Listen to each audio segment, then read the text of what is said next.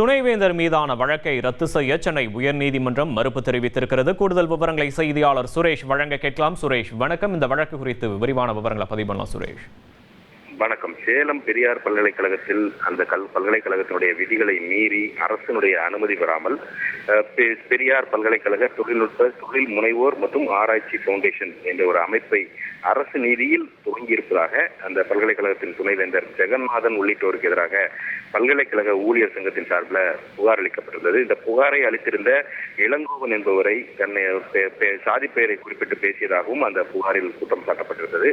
இந்த புகார்களின் அடிப்படையில் துணைவேந்தர் ஜெகநாதன், பதிவாளர் தங்கவேல் உள்ளிட்டோருக்கு எதிராக இந்திய தண்டனை சட்டம் வன்கொடுமை தடுப்பு சட்டத்தின் கீழ கருப்பூர் காவல் நிலையத்தினர் வழக்கு பதிவு செய்திருந்தார்கள்.